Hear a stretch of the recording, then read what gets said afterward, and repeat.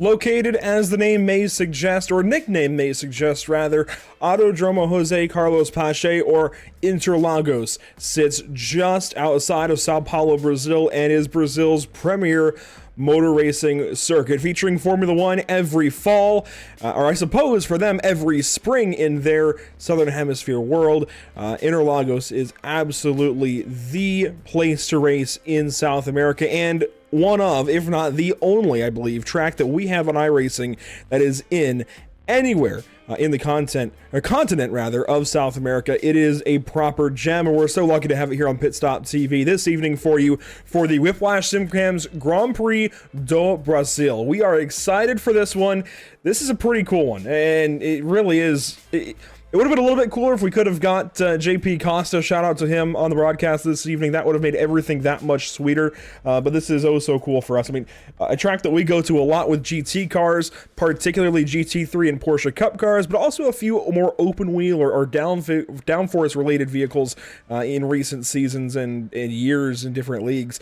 This is still just really, really cool, and here we are, right into the sim, Zach.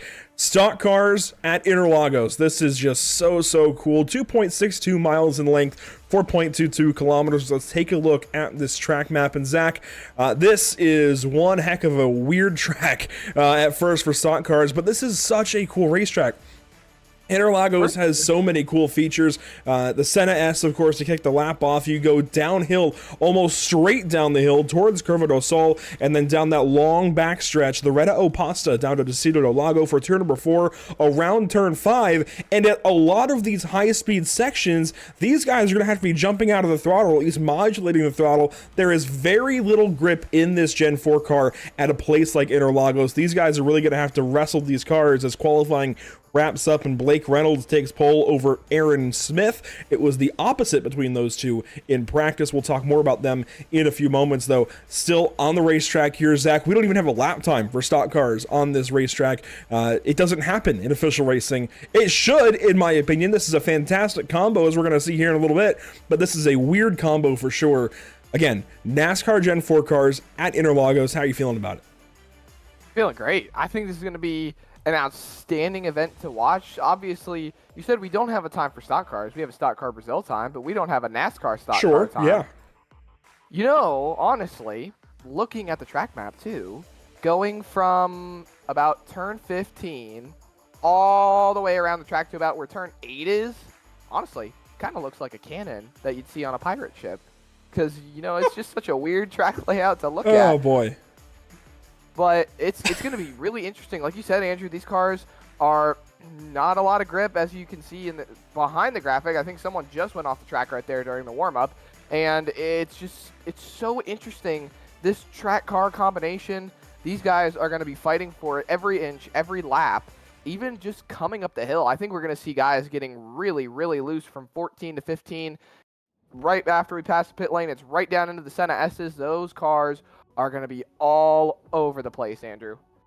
Absolutely. Every part of this racetrack will be difficult for these stock cars this evening, as you can see them there in the background. Particularly, again, I'm going to go to some, and I've taken quite a few laps here, both in a stock car and actually in the Porsche 963 GTP car, because I needed something that was a little bit faster and a little more acclimated to a place like this, and that actually taught me a lot about this racetrack as well. But what I learned from running the Gen 4 around here is that you're really going to have to be careful on the throttle, and these guys are on a different setup that I'm sure has a lot more rear grip. It looks like the rear is more grounded in the racetrack. We'll see that in a moment.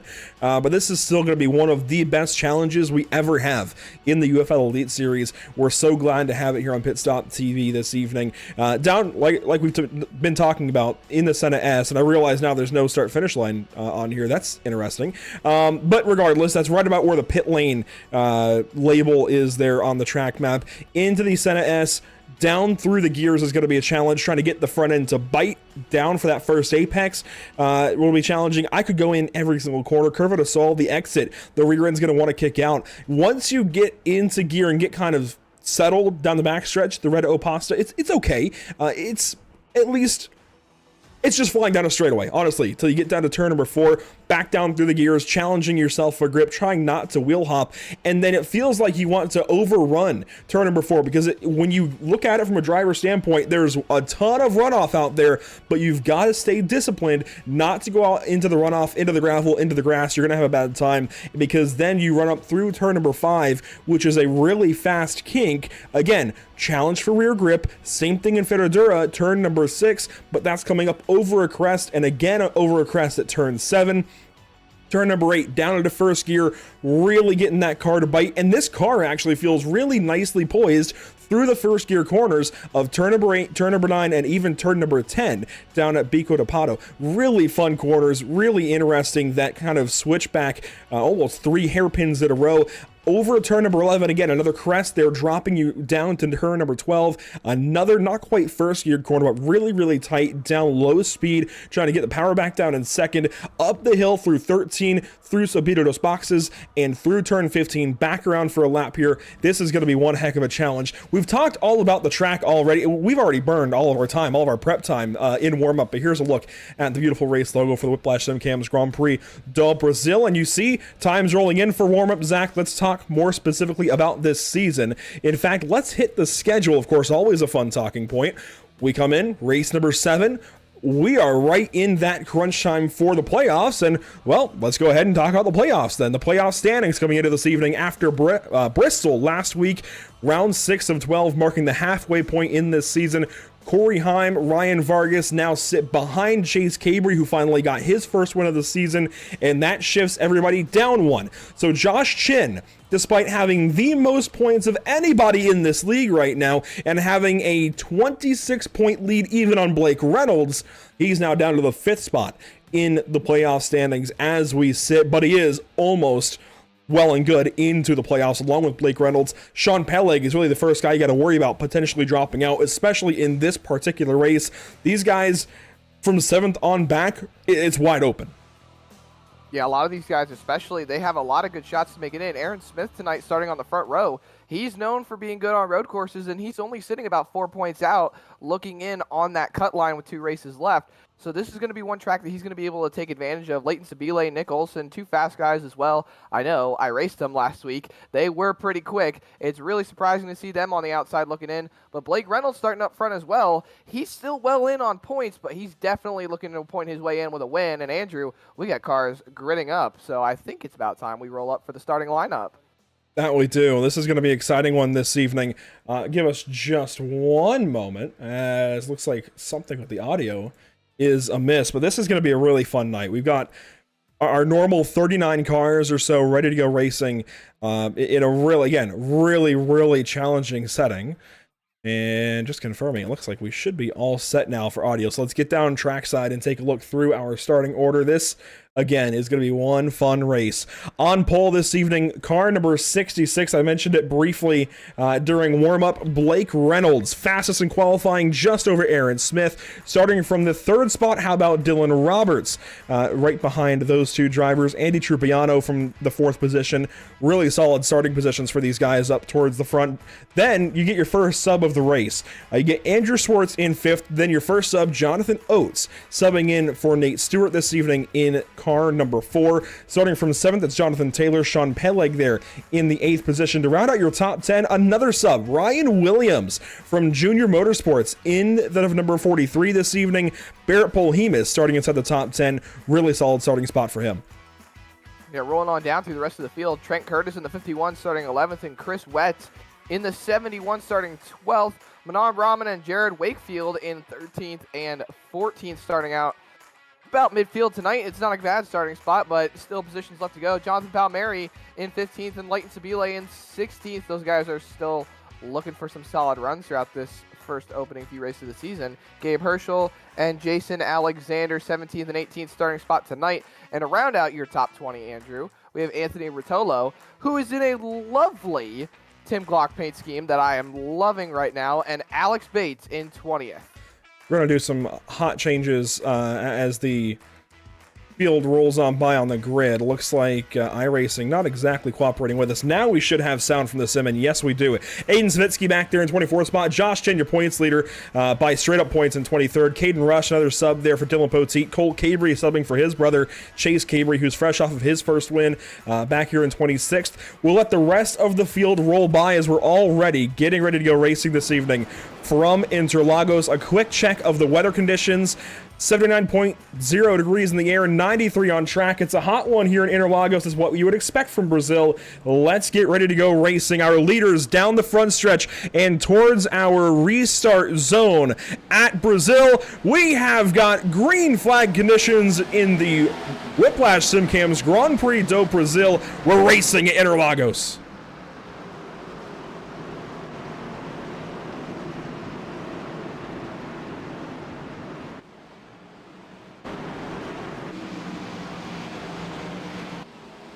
Through Curva do Sol, we have got a straight-up race for the lead. Aaron Smith side by side with Blake Reynolds down to the Cito do Lago. This is going to decide the entire first stage, I feel like. These two drivers side by side on lap 1 on a road course. This is going to get spicy now. Aaron Smith locks in behind the 66 of Blake Reynolds, up the hill to turn number 6, and they swap sides. Aaron Smith back on the outside, but this time it's on the left side as here comes Dylan Roberts out of nowhere. He's fighting from third towards second.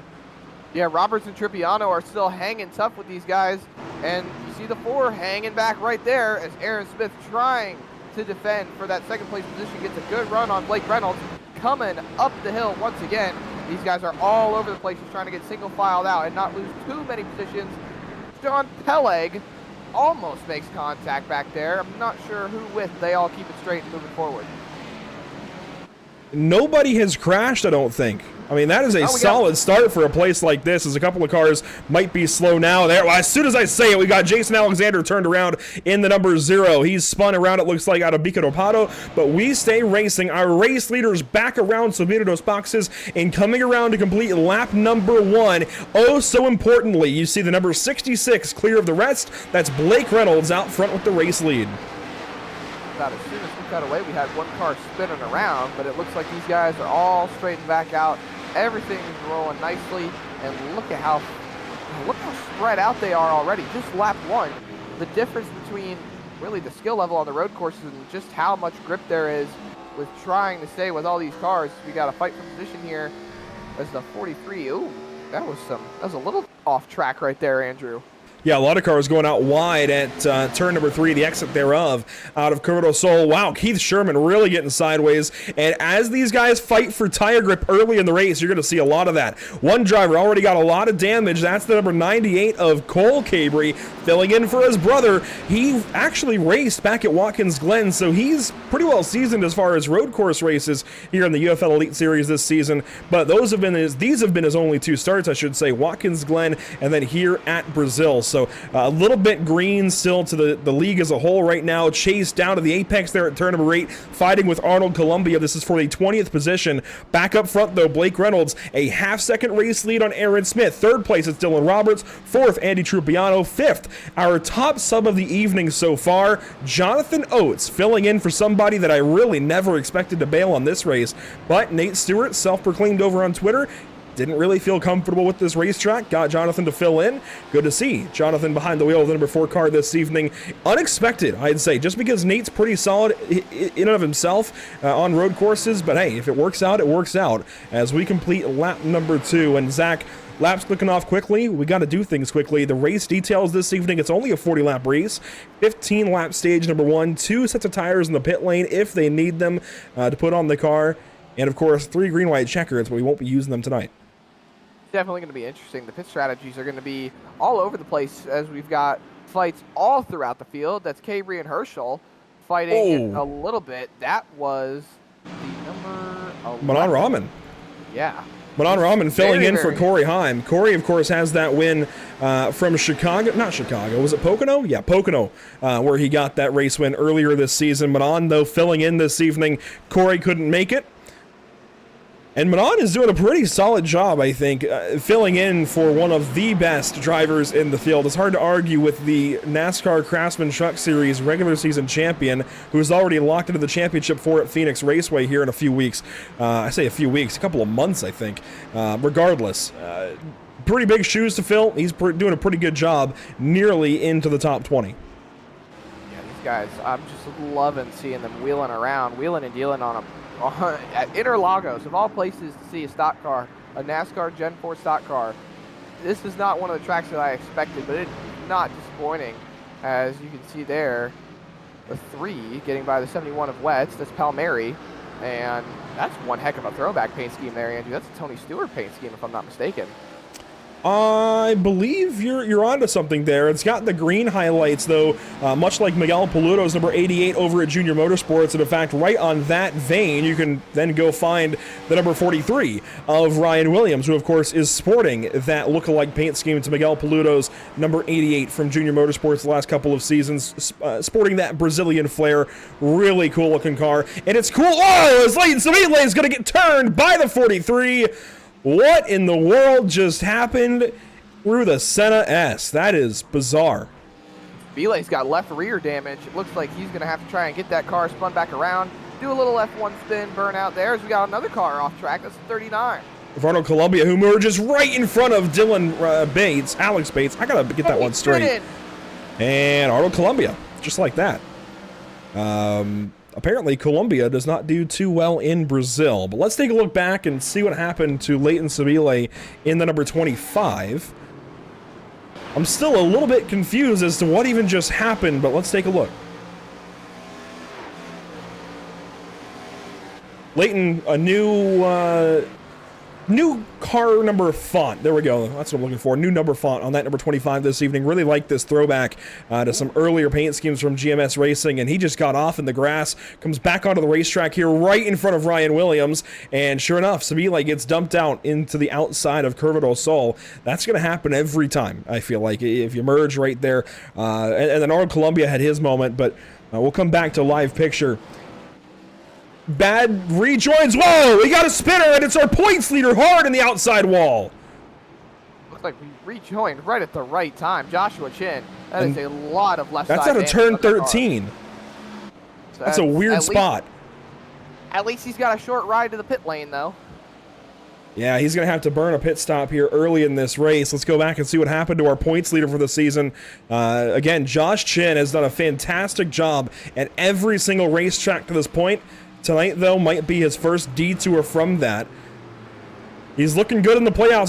Doesn't have to worry too much, if at all. But, oh, the number 31 out wide. I think that was Caden Rush. And hooks the 93. Man, I'm going to be honest, Zach. I feel like they drove into each other. Just a little bit. It really falls down to that on-track awareness that we all preach as drivers. Just be aware of your surroundings, especially on tracks like this. It's hard to hear calls from your spotters, especially in the iRacing sim. It doesn't always line up too well. You can see here, they're so very close together.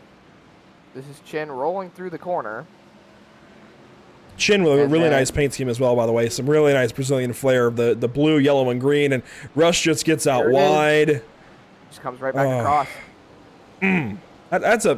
It doesn't look like a big impact, maybe, but when you hit that guardrail like that, and that is definitely that's a hard impact. It's going to be a hard impact mostly as far as suspension damage. Flush with the left side like that, I'm sure it knocked the toe out at least a little bit. Well, props to the points leader. He is staying out and waiting for that stage yellow, as we got to fight for the lead. It's a 3-car fight with Tripiano right back there, not too far behind. And Blake Reynolds is still hanging on as Aaron Smith is knocking on that back door. Yoo-hoo, anybody home? Blake Reynolds very suddenly just lost a second lead to Aaron Smith. That brings the number 70 right back into the fight along with Dylan Roberts. These are important points for these guys. Not so important for Blake Reynolds. Sure, he still wants all the points he can get, but he's pretty well safe right now. 40 points to the cutoff line for the playoffs. Aaron Smith, though, not the same story. He really needs every marker he can get in this championship to put himself in the playoffs to actually race for this championship. This is very important for him in the stage. If I'm him, quite frankly, if I can get to the back end of that 66, I'm going to hit it at least a little bit. I don't want to wreck him. I don't want to move Blake Reynolds too far, just enough to get by. Yeah, it's really easy to dump somebody in these cars. You just get the nose right underneath that back bumper, and it picks the rear end up a little bit. That's why you don't see too many bump drafts going on. And we've got one car around. That's the 46 of Blair Collette, and he gets it fired back going. Bear Collett, brand new to the series, joined today. Glad we even got his number font in our graphics this evening. Kind of a buzzer beater addition to the series, but unfortunate to see him turned around, it looks like, in Curva do Sol on lap number 6. We're already at 10 to go, coming around to 9 to go for the stage. Laps are clicking off pretty quick, and this is interesting. Well, of course, we've got a road course, a lot of unknowns, pretty long laps, a minute 39, right about what a Brazilian stock car would do here. But with these unknowns and not knowing exactly how bad these tires would degrade, it's a short race, only 40 laps. That's very, very short, even for UFL Elite Series standards, where they run about half-length NASCAR races or thereabouts, sometimes a little bit under, right around the length of a truck race, it feels like. But still, 40 laps, very, very short. Yeah, you can just see between Aaron Smith and Blake Reynolds here. You saw on the onboard there as he was coming down the front straightaway, Aaron Smith checked up a little bit before he hit the corner, which allowed him to drive it into turn 1 harder. But then Blake Reynolds got a better exit coming off of 2 in the Senna S. These guys are they're so good at their craft, and they have different points where they do different things on the racetrack, and it works out somewhat evenly for the both of them, and they're just at a stalemate when it comes to the lead right now, as Roberts is just sitting back here waiting for something to happen, seeing if he can find a hole and hopefully put himself in a better position before the stage ends. We apparently got some New Yorkers out in the chat this evening on YouTube. Good to see everybody chiming in. I see Steve Singer out there, Benjamin Miles, that S4 guy. A lot of you great fans in the chat this evening as Aaron Smith locks up all the way through turn number 10. Another driver I want to highlight is Aiden Savitsky. And apparently, based on the story in the Discord, as one car, I hear one car spinning. I don't know who that was. I'm waiting to see a speed down around 0. There it is, Caden Rush. Turn 10, problems with the 31 car again. Filling in for Dylan Poteet. He's got decent speed, but boy, it's been a rough go of things for him as far as lap consistency, as Cole Cabry briefly gets into Trent Curtis there on the 01 car. Glad Rush gathered it up, but I do want to, before we forget about it, get back to Aiden Savitsky, running a special paint scheme, at least to him this evening. It still needs a series decals on it, but that's okay. Aiden detouring from his usual Red Bull red and blue. From the Discord that he posted out in, or the story he posted out in Discord, his grandfather actually worked down in Brazil on some kind of Caterpillar project. And being that we're racing in Brazil, something important to him and his family, able to throw on a Caterpillar paint scheme this evening and give that nod to his grandfather. Just thought it was cool. Yeah, always fun stories to have, and just a lot of sentiment comes with racing as we got one car. Uh-oh. Oh, that's Anthony Rotolo. Is that Glock slow? Oh, did I get the reference? Yeah, I wanted to say it though. And you know what? Well, I'm glad I stole it just for fun factor, but honestly, that's from before my time as far as watching Formula One, so it's not even that relevant to me, so just salt in the wound here. Let's take a look back at what just happened for Anthony Rotolo.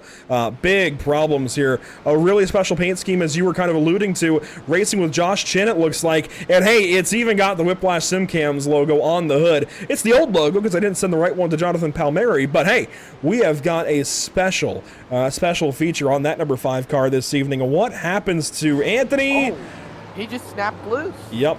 That happened a ton to me in testing. That is so easy to do, and it looks like it bent the left front when he did it. Let's ride on board with him for this one. My goodness. He let Chin by coming up through the gears. That's probably second gear for him, up to third. Ooh. Yeah. Right as he clicked up into third. It didn't sound like he was using auto clutch or auto blip. I don't use either one of those things, but in this car, on a road course, you really cannot. There's actually a trick. You can kind of slam shift, just put the clutch in, quickly shift gears, clutch back out, never lift off the throttle. You can do that in this car. You won't over rev it in iRacing. Like, it's not recommended in real life, but you can do it on iRacing. I don't recommend it in this car on a road course at all, because you're going to do exactly that. You're going to get loose. The car is going to over rev when you release the clutch like that, like he just did. And problems happened. Yeah, and you can just see here looking, he was having a lot of trouble being able to actually get that car through the corners. We got fight here going on. Oh, they're side by side going up the hill, Andrew. I don't know how well this is going to play out considering the 31 is set up. Oh, wow. And they're passing Rotolo, yeah, who's got all that left front damage. Savitsky to the inside here of Caden Rush. This is great racing. And Savitsky's working through the field. He started back in the 24th position up to racing for 12th. If he can get by that 31 car, he's 12th, only 2 spots out of the top 10 for stage points, and Cole Cabry is just ahead. It'll be a longer road up to Ryan Williams, but hey, he's at least in the conversation to get some stage points if a couple of drivers have issues ahead, as now Trent Curtis, newcomer to the series, falls back to Chris Wetz and just jumps in front of that number 71. Now we're hearing something about Austin Moore maybe. That his wife is actually from Brazil. And, you know, I've noticed this very Latin-looking sponsor on his car for a couple of seasons now. Always wondered about it. Really cool story that his wife is from Brazil. So, of course, this paints him a nod to her heritage and has a Brazilian soda on the hood. That is so cool. I actually didn't know that. I've seen Austin compete in a few different series, not just the UFL. And he's usually run somewhat of a similar paint scheme to what he has on now. And that's just actually a really great backstory to hear about, as I believe we saw Rotolo dipping back into the pit lane after going a lap down. That's Keith Sherman and Manon Rahman. Rahman filling in for Corey Heim. Earlier had mentioned he was doing a pretty good job. Now I would actually argue that point. No offense to Manon. Down in 31st. And he's battling a really ill-handling race car, it looks like at this point. Some right front damage that is probably hindering him quite a bit. But certainly has fallen much further back than you would like for that number 11 car. Granted, Corey's locked into the playoffs. All he needed to do was get this sub this evening. Although, if Corey misses another race, and you know we might have to wait on official word from Jonathan on this one. I believe because he's got a sub tonight, this race will not count against him, but he has already missed 3 races, and missing this one tonight, having a sub in, that is not ideal at all. He could potentially run only half of the races leading up to the playoffs. That is not what you want to have happen by any means. Hopefully he still is able to lock in, but we'll wait for official word on that as we take a look here at Arnold Columbia and Shane DeMantova racing for 28th and 29th. Further ahead, Cole Cabry, Caden Rush, and Aiden Savitsky. This is just outside the top 10. And these guys are having a really great battle. As you see Rush taking a bit of a defensive line, going into the first turn on the Senna S's. Cabry slots himself in front of that 31. Both cars lock up. A little bit of bumper tag, but that is a great run by Savitsky to stay on the bumper of these 2 cars and coming through. I think Savitsky's going to have a great run. And back into our race leaders, just notice they're right back in a line, separated by about a 1/10 each. Blake Reynolds over Aaron Smith over Dylan Roberts, about 2/10 apiece, the gap as they run equidistant right now. This is starting to get a little bit hair-raising, I feel like. Coming up to the end of the stage, 5 laps to go, the last time by the flag stand, and throw in Andy Trupiano. The fact that we've got 4 leaders within about a second of each other right now, this is really intense. Yeah, you can see Aaron Smith is doing a lot of things differently than Blake Reynolds. Still being able to stay with him, though. It's just, like I was saying earlier, these guys can do so many different things with how their car is handling, but still be able to stick with each other and run similar lap times. Roberts about half a second back from Smith. Smith half a second back from Reynolds. Then you see Trippiano, 4th car in line out of this group. These guys have been running so close together all race. We've got 4 laps to go on the stage, Andrew. And personally, I think it's going to come down to the wire if we can get these guys a little bit closer together as the laps wind down. And, you know, I mentioned lap 1 when we came back from watching the start, threw in that we went through to Cedro del Lago, and it was a very race-deciding pass between the 66 and 70 cars. And Blake Reynolds started on pole. Aaron Smith led practice. Interesting how they flip-flopped. They were only 2 1/1000ths of a second apart in practice, so Smith got a good lap in early, and Reynolds was able to match it later on. But it was very, very important, and I think race-deciding potentially, that Blake got that position on lap 1. If Aaron had got ahead and had this track position, yes, if Reynolds was that much better, I think he could have muscled it away. But as you're seeing here, sometimes Aaron has a little bit better speed through a couple of corners. Where is he going to go? It is a difficult track to pass on this evening. It's not a very wide track, as opposed to places like Watkins Glen or Coda or even Indianapolis on the NASCAR schedule these days. This is a pretty narrow track with a pretty narrow racing line. The only place it gets wide is really through turns 14 and 15, where you're lifting because it's such high speed that the rear end doesn't want to hang on. Yeah, I want to compare power to weight ratio, just because I know these cars have a high horsepower and they're so easy to snap around. From racing legend cars, I've seen that firsthand on how it feels, but especially we saw early on, if you shift up through the gears too fast or just over rev the car even a little bit, they snap around and they just move, and it's so hard to keep a handle on these things sometimes. A little further back in the top 10, Jonathan Taylor just ahead of Barrett Polhemus. Really nice battle between these two cars, and Jonathan in a very bright number 7 this evening.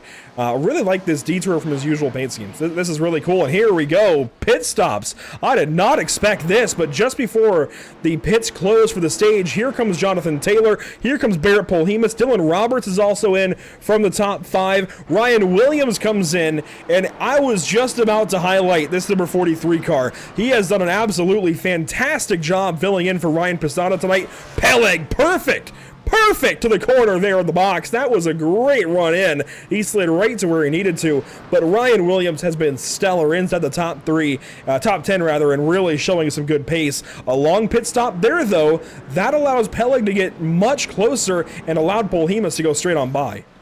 Yeah, a lot of these short pits is going to set up a really big strategy call, because now pits are going to close as these leaders come back around, which means nobody else is going to be able to pit. So they're maximizing track position after the stage as Roberts goes off the track right there. Cold tires will do that to you. And one car off the track, that is the 0-1 Curtis off. Sabile in the pit lane. And there you see the 0 of Jason Alexander coming in. Everybody's trying to do some shaky things with track position right now. Yeah, a lot of cars pitting that lap, but I think we'll see the leaders stay out now. Pits should be closed for them as they come back around. Andy Trupiano, by the way, has fallen way back. He had a couple of slip-ups recently and has fallen back towards the likes of Jonathan Oates, as Oates now runs in the 4th position. Another driver to highlight that is now in the top 5 by virtue of this pit cycle was 6th, though, just before pit stops opened up. Andrew Swartz. This has been a really solid start to his day. And, you know, he made some noise back at Watkins Glen, but nothing quite like this. This is really cool to see out of somebody that really needs this kind of run to lock himself into the playoffs. He just might be able to do it here tonight. Yeah, he's having a really great day right now. P5 overall, and it's so great to see these guys just having such good runs right now. Jonathan Oates just up the road, not by too much, only about 3 seconds or so. So he's got a little bit of a work to do to get up there and grab 4th position. We got a fight here going into the first corner. Jonathan Taylor locks up right in front of the 72, keeps it going, keeps it straight, and is going to hold on to that position right there in front of Wakefield. And my goodness, that was one heck of a hair-raising pass for 8th position. And Taylor came in. He's still in the top 10. He pitted that last lap through. Looks like took fuel only potentially. Just enough. I guess just a dump. I'm confused. I guess he came in and just got some fuel. That or something else is going on here for the 7 car. We'll find out. But came in. You know what he could be doing, Zach? Knowing that he has to pit anyways, he might have done that. Come in, get a little bit of fuel, maybe half a can or something, so that he can take less time in the pit than the leaders ahead of him. That's the only thing I can think of. And even that, I mean, that is a stretch. What if, and hear me out on this one, what if he just took a little bit of fuel so he can get stage points while also keeping the track position? So when everybody pits at the end, he'll have the track position while also having the fresher tires and will be able to come through the field faster. Also playing into your point that he'll have less fuel to put in when he makes his second stop later in the race. It's an interesting situation there for that driver. Regardless, our race leaders have just taken the white flag in stage 1. Blake Reynolds already headed down the Retta Oposta to turn number 4 to Cedro del Lago on lap 15. They're coming into some lap traffic. One car way out wide, that's Jason Alexander in the 0. and that's going to be a problem for these guys as they come up the hill to turn number 6. Blake Reynolds is going to have to contend with this much slower zero car right now. This could be trouble for the 66. Yeah, he's right on the back bumper. They're not moving over. They are staying in their lane. Aaron Smith on the back bumper of the 66. This might prove trouble for Blake Reynolds. We ride on board with him. He's letting the lap cars get a little bit of a gap, minding the gap to Smith, about 3/10 right now. He might just be able to hold on to it. Yeah, I think Aaron's cutting him some slack here. I don't think Aaron's really too concerned. The fact that he's already second place, he'll get 9 points for the stage, and that is already a huge help. Sure, he would like to get that extra point, but contrary to what I said earlier about using the bumper for stage points here in a stage win, if he keeps Blake Reynolds happy, they're going to be racing for the win at this rate, and that's probably a lot more important than just a stage win. So, as it works out, Blake Reynolds is absolutely going to power away with today's stage win here at Brazil. Lap 15 goes the way of the 66 car. There goes Aaron Smith for second. Here comes Andy Trupiano by our drone here at the grid. He goes third. Jonathan Oates fourth. Then Andrew Schwartz in fifth. Here comes Chris Wetz. He is much further back, 14 seconds behind Andrew Schwartz. But Wetz is in sixth position. Some big-time stage points for him as he has kept himself just inside the playoffs and 11th in the point standings. This is going to help him out a ton. Especially with Aaron Smith finishing second, who is behind him in the points. So he needs to make sure he can maximize whatever he can. Jonathan Taylor, P8 in the stage. Wakefield right behind him. Not too far back is Paul Hemus. There is your stage caution. So take a screenshot, take some notes of who's in your top 10. Blake Reynolds, Aaron Smith, Andy Trupiano, Jonathan Oates, Andrew Schwartz, Chris Wetz, Dylan Roberts, Jonathan Taylor, Jared Wakefield, and Barrett Polhemus, your top 10. As a couple of cars have fallen victim to some crashes, some moments around the racetrack now. A couple of them, the few of them so far that are laps down are Anthony Rotolo back in 36th. He is 4 laps down.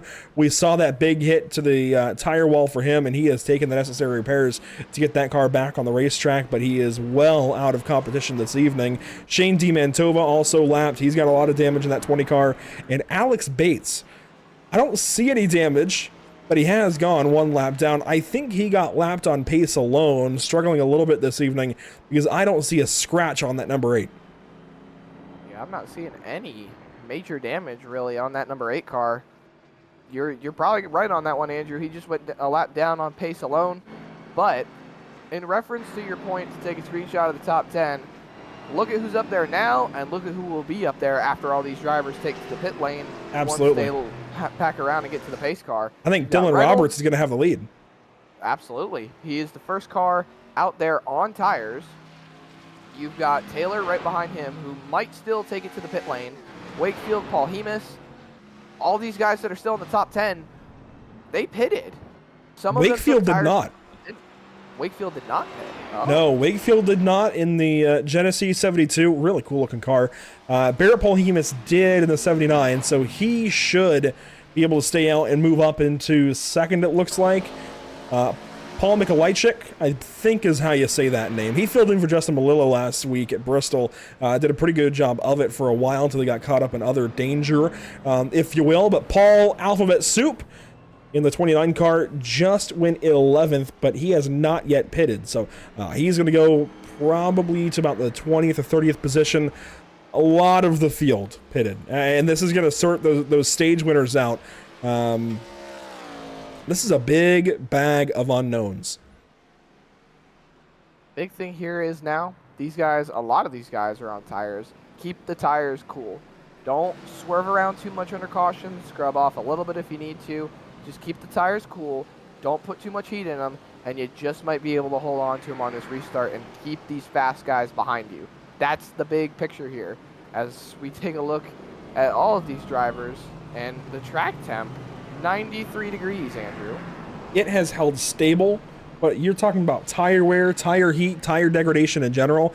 That's the number you want to look at. 93 degree track temp. That's pretty toasty, all things considered, especially for a track like this that really uses the tires. So many high-speed zones that you've got to be absolutely perfect through. you're going to be using a lot of Goodyear rubber, I guess General Tire rubber, in this race this evening. Really abusing those for Mr. Feelgoods. And honestly, I know these guys are going to be a little ways sorted back after the pit stop, but I think these guys getting tires now are in a better position because they don't have 3 laps or 2 laps or whatever at green flag conditions on their tires going into this restart. So yes, they lack track position, but at least the top few of them, like Blake Reynolds, Aaron Smith, Andy Trupiano, I would even say Jonathan Oates, and maybe even Andrew Schwartz, I think they still have a leg up. The one I'm concerned about for them is Dylan Roberts. We'll have to wait and see what the 74 car does. Yeah, here we go. Cars into the pit lane. See a few cars staying out, but majority of the field hitting the pit lane, led by Blake Reynolds and Aaron Smith. In the line right there. There you see the Dylan cars. Roberts stays out, Polhema stays out, Peleg Williams, and several others. I saw Palmieri in that bunch. You see Josh Chin coming in. Blake Reynolds, though, leading the charge on the pit lane. He needs to. He needs to come in and get 4 tires and fuel. And there you see cars going up on the jacks. Not very high up on the jacks, but up on the jacks. Yeah, Aaron Smith looks like he might be able to get out just a little bit sooner. You see cars that do not pit, but we want to get back to the 66. There he is, who does lead the train off of pit lane, and everybody rolling out. Such a unique pit exit here at Brazil. But there's your leader. So there's the field now. Dylan Roberts, Barrett Polhemus, Sean Peleg, Ryan Williams, Caden Rush. And oh, that's interesting that Rush is running through the grass to try and cool his tires down. I wonder if that'll be allowed. It's definitely an interesting tactic. iRacing is a little wonky, so for those who don't know, if you run your tires through the grass like that, sometimes it helps with cooling them down, keeping the tire temps down, which is going to help for these guys that are on about 2, 3, maybe 4 lap older tires than the leaders that just pitted. I'm not sure. I would hope that for the sake of the cars that stayed out, that we should be on 2 to green right now. Yes, we should be. iRacing pace car dynamics under full course yellows on caution or on road courses like this tend to be a little bit wonky. It'll display the caution lights atop the iRacing.com pace car as if they have been shut off, but we should be 2 to green here. There we go. They are actually lit up, so we are 2 to green, and we'll set up the field. It looks like this time by get 1 to green and go back racing on lap 20. What's interesting is how far back our true leaders have sorted, and that's 16th position for Blake Reynolds, behind Arnold Columbia, Leighton Sabile, Justin Melillo, and others.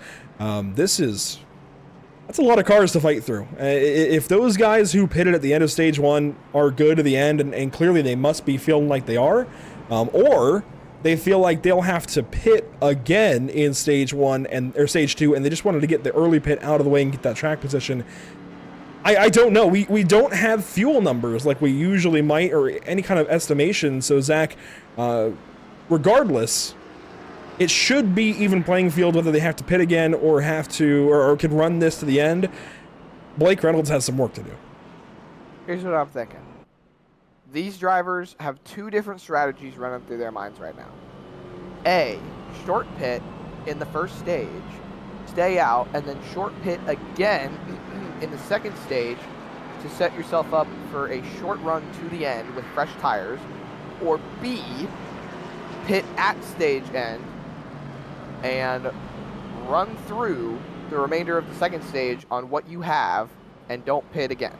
Those are the only 2 strategies that I can think these drivers are working with, because that's the only 2 that really make sense. Anything else other than that, and you'd be throwing yourself all over the racetrack. As we see the cars doubling up right here on the front stretch. All the way back here is Blake Reynolds. So there is a lot of ground to make up. And I think he's sitting just inside the top 20 as the first car on fresh tires. 16th position he'll line up. Just inside top 20. So I was hitting right there in the ballpark. Yeah, so 15 cars on older tires in some regard, and it's only about 2 laps older tires as far as green flag laps go, but that's still going to be extra wear on their tires, and just about every car ahead of that 66 we know will be a little bit slower. the few cars I say might not be probably the top 5. Maybe a couple of extras, but the guys who have really shown pace of those who stayed out under this caution would be Dylan Roberts in the 74, Barrett Polhemus in the 79, that's your front row, then Sean Peleg, Ryan Williams in row 2, and Caden Rush possibly as well. He's got some decent pace, he's just got to keep the car clean, keep the nose clean on this restart, and he's in a really good position. But how about, again, the designer from Junior Motorsports? He needs to run a lot more often. Ryan Williams, I am so impressed. He's racing on Ryan Bastana's rig this evening. This has been an absolutely stellar run from the 43 car. Absolutely. He's put himself up inside the top 5 after starting inside the top 10. First race in the series, even as a sub-driver on the road course, too. He's just been doing an amazing job, and you know, we're getting ready to come back here to the green flag, so let's see how he does and where he can put himself. Maybe he can try to go up there and take the lead going into turn 1. We'll see what car 43 can do on this restart. Other notables that have filtered back in this field, of course, I mentioned the 66 of Blake Reynolds. Of course, you have to count the 70 in that group as well. Aaron Smith, the 16, some of those drivers. But also, I think notables would be Andrew Schwartz back here in 22nd, Aiden Savitsky in 23rd. Corey Vervinkt, haven't mentioned him much, but he is a quick road course ringer. He's back in 27th, filling in for Ryan Vargas, who is over in Germany for his debut in the NASCAR Whelen Euro Series.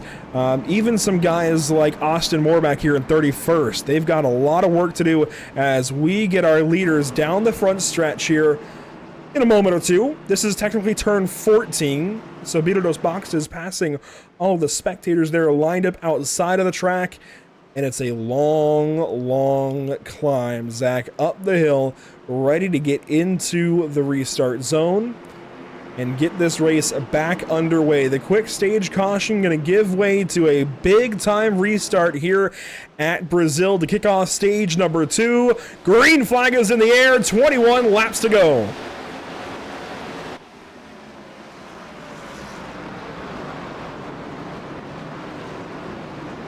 Such a cool perspective above turn 1. 3 wide further back. Aaron Smith on the inside. Trupiano outside. And that's Arnold Columbia in the middle as they run through the Senna S. And Dylan Roberts has absolutely gotten clear of the entire field as he drives away down the back stretch. The red Opasa down to turn number 4. We are cautioned. Something has sparked a full course yellow again. And I did see one car spun around. I'm going to have to find who that was. I think it was Shane DiMantova. Jonathan Taylor went around going through the Senna S's as well. He's got a lot Oh of my damage on goodness, that wow. Senna car. Yeah, right as we were cutting back to the leaders, Jonathan Taylor off the screen, spun around, and look at how towed out that front end is, Andrew. That left front tire is pointing to the right. Wow. That has brought us, oh wow, look at how much he's putting the wheel into that car just going down the straightaway. That's to go straight right now. Turning right, there's even more. Degrees. Wow. 90 degrees to go straight. My goodness. So Man, problems Tova's to number got some 7. damage. And you know what? Go back to the fact that we hyped up Jonathan Taylor so much early in this season. He had 3 or 4 really good races to kick things off. Really looked like he was going to lead the points for a while. He led the points for a bit, but it didn't last. And, well, incidents like this is why. It gets turned around by Savitsky and absolutely clobbered by Wakefield. And then Alphabet Soup, Vervinkt involved, Melillo it looks like maybe. Oh, boy. Looks like Taylor got the worst of it, though. Thankfully, that was not actually Melillo. I think that's where DiMantova got involved. Take a look here again. Our field down to the restart zone, up the hill. I'm just impressed that we got an actual full course yellow that wasn't for the stage. Taylor got a great restart. You can see him putting it up through the middle. Yeah, made the move on 3 Oates to wide. get 3 wide like this. But then, being that he was in the middle, he checked out, tried to turn back in, and Savitsky saw a gap and said, car. Oh, man. And that was DiMantova that got sideswiped by Vervinkt. Just an unfortunate amount of circumstances. It looked like there could have been a little bit of net code, but all in all, threw it in there. Oh. Then the hard left hand. That's such an unfortunate end to Jonathan Taylor's day after such a strong run. And this is going to hugely impact Revinck's night, which of course impacts Ryan Vargas's day. This is a really big problem for that number 26 camp. Watch here on board with Revinck. I started from the pit lane, so we're not getting data from him, but he went off into the grass trying to miss this and gets swept up right there, and that's what sends Demantova for a spin.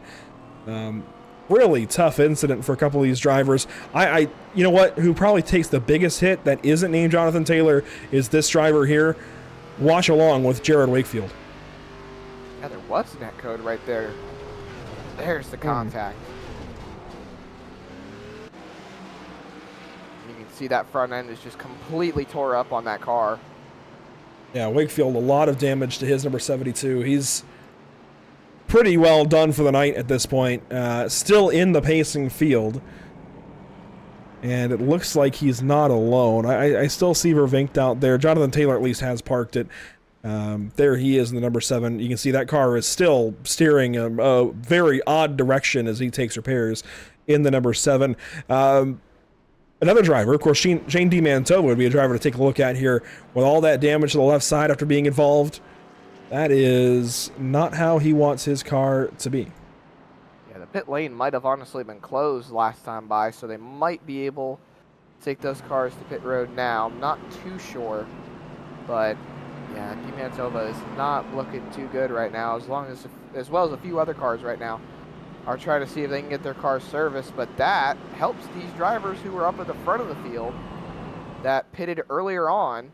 Now they get less green flag laps on the tires, less heat in them, and less laps that they have to click off before the end of this race. This does really change the race in a lot of ways as one driver works down the pit lane and we're trying to actually multiple. A hefty field of drivers coming in and pitting here. This is very interesting because if we were short on fuel, I think we're absolutely good to the end now, but these drivers getting new tires are really going to throw a wrench in some other plans. Doug DeNice, one of the drivers coming in here, I think just topping off on fuel quickly, but Manon Rahman comes in again for fuel, Jason Alexander for fuel, Austin Moore for fuel, Keith Sherman, I think the first one that takes tires. Yes, it's going to set up for an interesting run to the checkers as Wakefield still on pit road, Chin in the pit road as well. Might still be fixing a little bit of damage from early on, as you can see the 46 here making his way out of pit road. I think he took tires as well. 39 of Columbia is on pit road as well. Might be fixing some damage. He's been in there for quite a while, almost a minute. Shane Demantova also taking repairs under this caution flag, as you might expect. So these guys getting those much-needed fixes to their cars after some incidents throughout the course of the night. We didn't get to talk much about the schedule for this season, so let's highlight that briefly. Coming in this season, or this evening, race number 7.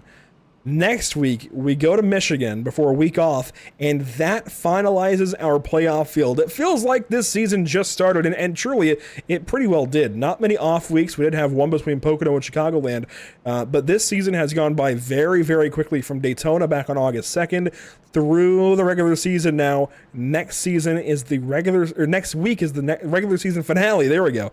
At Michigan International Speedway. It's gone by in a flash. I'm sure these drivers are feeling that as well. It's suddenly like already into playoff mode. That happens very, very quick. Yeah, time flying really quick. You've only got me for 2 more races before I'm back out there with those guys at Charlotte. That's right. The Busy Bee 150 by CC's Bees, and it's going to be a lot of fun for race number 10. And there is still plenty of room. You know, we shout out these race names this evening.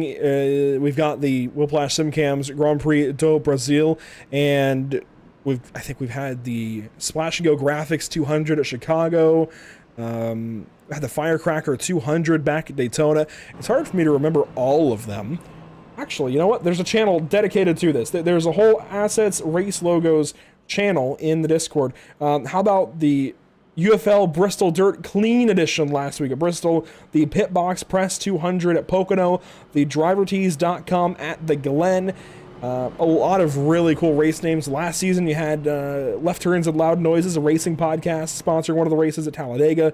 Light stuff in one of those, the Corey Heim shop at Las Vegas last season, I think it was. You can get involved with the UFL Elite Series.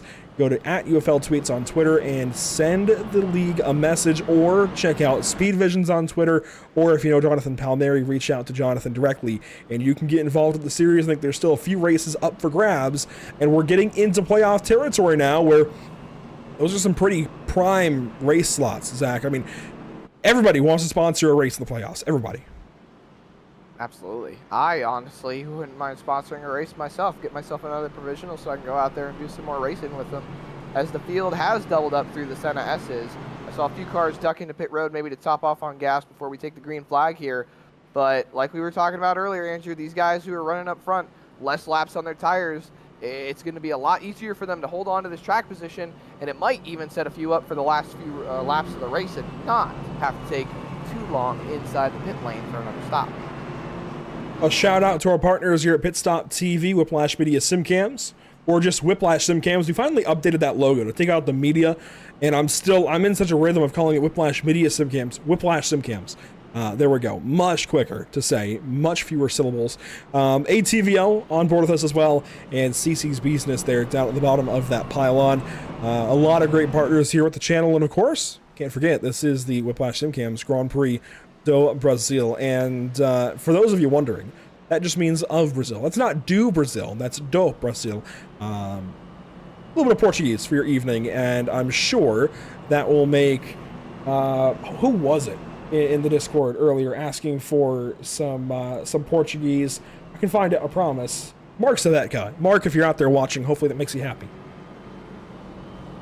That said, I can confirm that I was also asking about it earlier on. I skipped electives in high school. Didn't really do much of that. You know what? I only know it because of JP Costa and Google. Lovely Google Translate. A couple of drivers to highlight up here that have stayed out and got a couple of positions on that restart. I think you have to start with Cole Cabry in the 98, racing for his brother tonight. Chase out of the field, not able to make it. Won last week at Brazil, taking a week off here at Interlagos. Cole trying to fill in, has a lot of right front damage, but he is restarting fourth. And while that bumper is punched in there just ahead of the right front wheel, I think he's in a pretty good spot on this restart. He gained spots on the last edition of a restart and should be able to do the same here. Now, as far as our guys on new tires, Blake Reynolds was able to grab a couple of positions to get by Justin Melillo, but the same cannot be said for Aaron Smith, who dropped from 17th to 18th on that restart. Watch for these drivers to get pretty desperate here as we take the green flag once again to get stage 2 properly underway. 17 laps to go, this time by green flag back in the air from Brazil. One car way up the inside. What is the 31 doing? Caden Rush into the Senna S, causing absolute mayhem. That is, oh my goodness, so many cars slow coming through the Senna S. I'm still trying to find the car that was stopped, and I believe it was Paul Jimenez. I think you're right. He got it looped back around. I'm surprised we're staying green. We're going to let this lap go through, then go back to the replay as Ryan Williams is through to the third position. Cole Cabry there in fourth.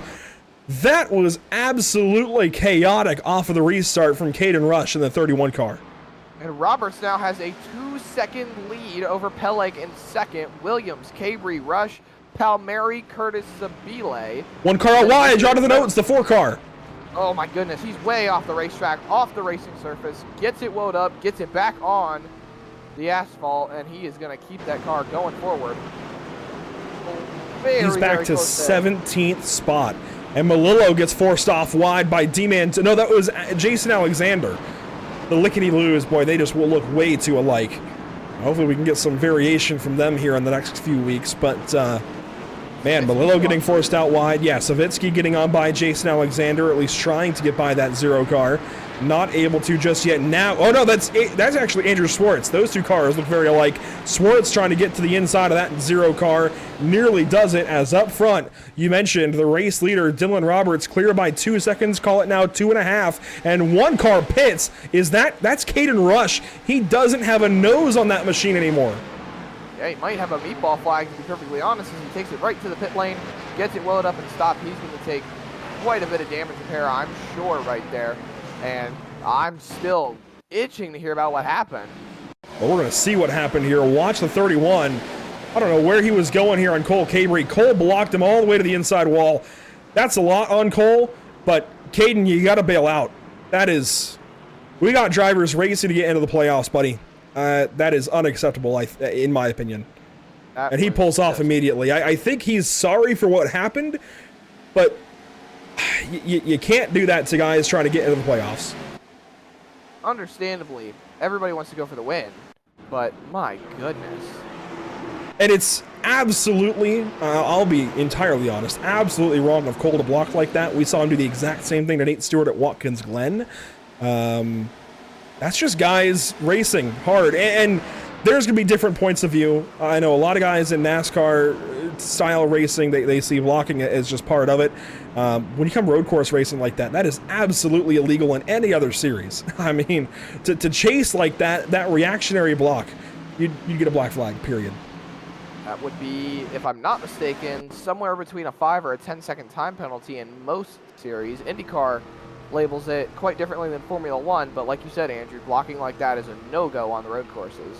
This is a replay of Rush's perspective, and again, you know, he gets a really good restart. He's trying to get somewhere. There should be a rule in place, I believe, to hold your line. He did not do that, but he got a run, and Cole blocked him way down to the inside. Under normal circumstances, that breaking point would be okay, but not when you're stacked 3 wide against the inside wall. Absolutely. It looked like he also got a little bit of contact, which caused him to wheel hop it, but the main thing here is just the aggression on the restart, and obviously it did not play in Caden Rush's favor, as Roberts went purple as we were going through that replay, and Peleg has dropped back even further, almost another second, as Cabry is still about 7/10 behind him, I believe. Everything Dylan Roberts is doing right now is beyond impressive.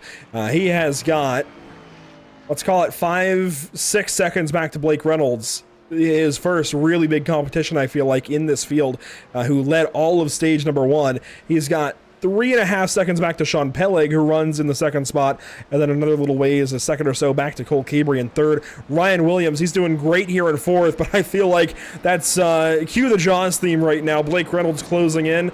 That should be Blake's position within a couple of laps. Yeah, and Aaron Smith not too far behind. I say that, but he is 4 seconds back from Blake Reynolds, so if he wants to still have another shot at this win, he really needs to get that car in high gear, get it moving, and get it going, as he is quickly losing time to what is his race-winning rival at the moment. Barrett Polhemus trying to work his way back through this field. He is up into the 16th position now, but I really feel for him. In all of that mess down in turn 1 off the restart, he was the innocent bystander as, whoa, look at that. We're going to have to look at turn 14 a bit more. Wetz got out sideways, Sabile got out sideways, I think even Palmieri and Oates were sideways out of 14. That was cool. You know what I wish? I wish we had a speed shot right there. You see those cars coming right off that corner. No, Savitsky! Hard in the wall with Trupiano. And both of our provisional cars now this evening, Savitsky and Rotolo. Such trouble here at Brazil. Yeah, and Savitsky sitting in a blind spot. So hard for him to get back going and rejoin the track properly. My goodness. Replay here, Aiden Savitsky in car number 82. He's doing a great job trying to get through the field. Again, for the second time. He was in 15th when this happened, just ahead of Andy Trupiano, behind that side-by-side with Oates and Palmieri, as Andrew Schwartz pitted behind him. Oh, wheel hop got the best of him. Yeah, the wheel hop right there, and then a little bit of contact with Trupiano, and there she went. You can see that front nose damage. It's such a shame, especially with the story behind the paint scheme. It's so sad to see these happen to these guys. There you see the wheel hop, and there's the contact. Trupiano was trying to get it slowed down, but could not get it wound up enough, and unfortunately, that's going to bring the day, at least a good result for the 82, to a close. Aiden was going around regardless. It just kind of added to the fire there, fuel for the fire, if you will. Here's Leighton Sabile, position number 11, just outside the top 10, watching Jonathan Oates out the windshield. Watch these guys up the hill. We haven't taken many onboards. There's been so much action tonight. This is what they're contending with, trying to get on the power. That's in third gear, 9,400 RPMs when they shift into fourth. Up the hill here, pulling some red lines, 9,200. That's impressive. And oh, Chris Wetz around right in front of Sabile, who takes a evasive action and gets by the 71 car, who's already back rolling. Problems, though, for somebody trying to get in the playoffs. Again, playoff implications. Let's take a look back at this incident in turn 1. Yeah, he's pulled right back out to Paul Hemus. Here's Chris Wetz, number 71 car, racing with Matt Wisher. I've not seen much of him, and it looks like a channel lock paint scheme for that number 32, and that was all Chris. He just got in deep. Yeah, just way too deep into that corner. Might have wheel hopped it just a little bit as well. We see a little bit of a lockup behind him. That was Chin. Yeah, Chin, our points leader, coming in tonight. Oh, and more contact. Wow. This is something we did not see. Hagenstein right behind him. They all keep it straight and keep it rolling, so we don't have any more cars get collected. And Chin is still rolling in the 16th position, right behind the 0-1 of Curtis. You know, I failed to mention last week at Bristol just how much of an advantage Chin had in the overall points. I think that's why he was pretty well okay there at Bristol, didn't have too much trouble. Tonight, on the other hand, I called it out pre-race, and you know what? He's having trouble. I got to not mention his points lead anymore, as Austin Moore is in trouble. Off the racetrack out of turn number 9, up to turn 10 now at Bico de Pato. And, well, he's back on the track, but just lost a ton of time. Back to 28th position now. I'm sure his wife was happy to see him mow the grass, though. Oh, boy. Well, hopefully he got himself a nice, cool beverage. I'm going to be honest, can't quite tell the name as... Oh, boy. Brian Williams into the pit lane. Not what you want to see for the 43 car. Maybe they have to pit after all. I didn't think they would have to, but maybe Ryan was a little... Yeah, might have been a little bit light on fuel. Comes in, tops off. That is so unfortunate for the 43 car. He was absolutely fantastic. Inside the top 5 still at this point in the race. As we've got Trent Curtis in the pit lane. Dylan Smith, it looks like, as well. I just hate to see that for Ryan. One of the best runs we've seen of anybody on a road course filling in. That was really, really impressive. Yeah, and you see Blake Reynolds here has gotten by Sean Peleg for that second place position. Now nothing stands between him and Dylan Roberts coming except up on for 6 seconds. laps to go. Well, except for 6 seconds.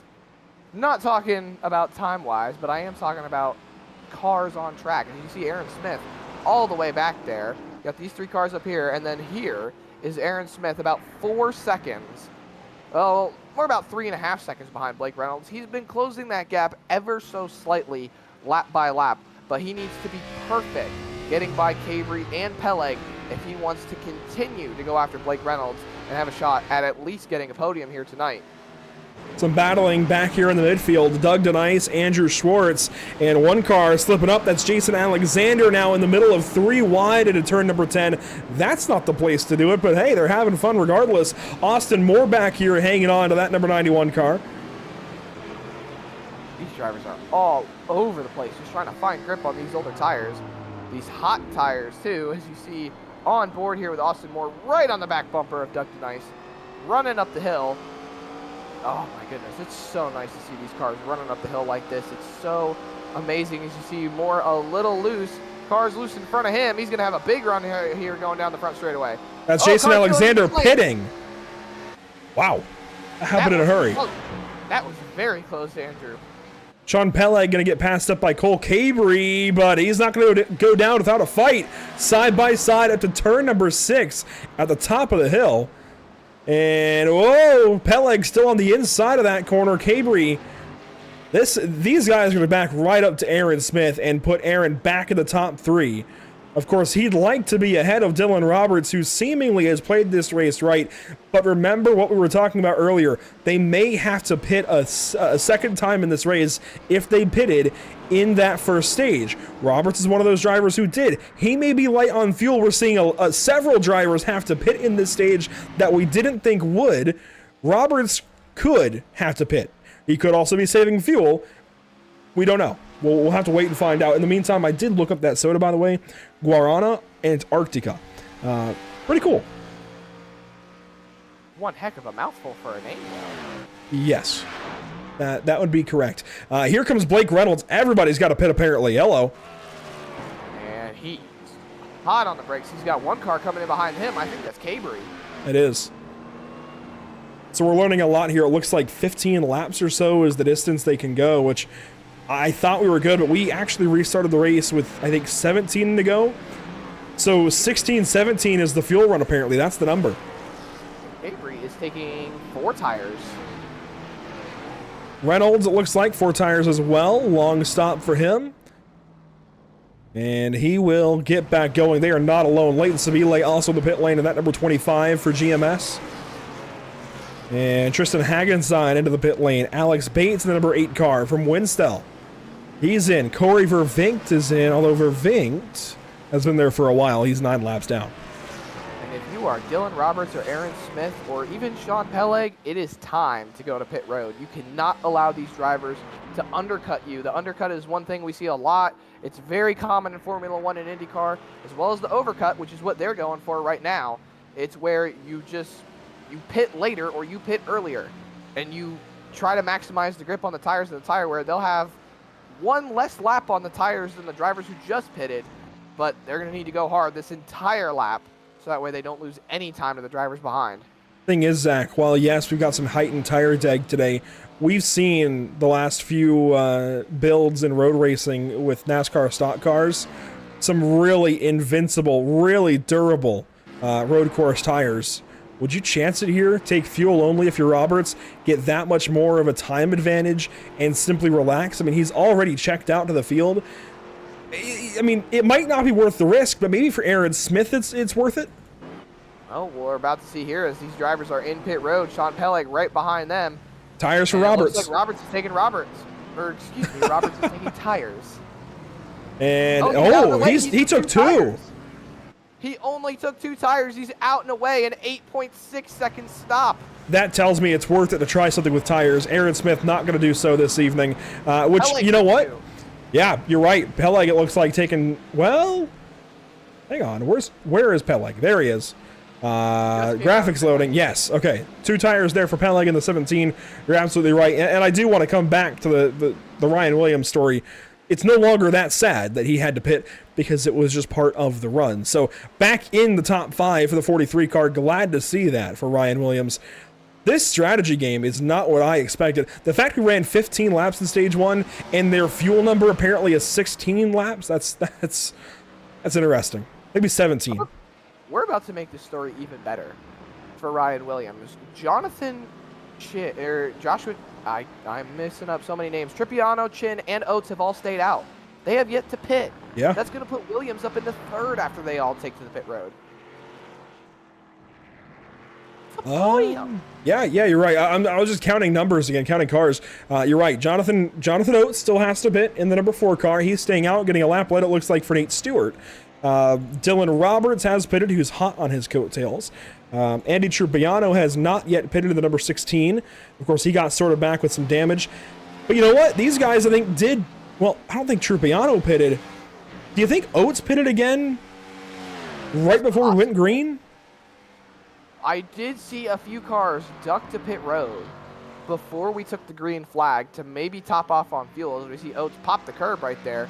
But I don't think it's going to play into his favor either way, as you've got Dylan Roberts, who has closed about half a second over those last few laps.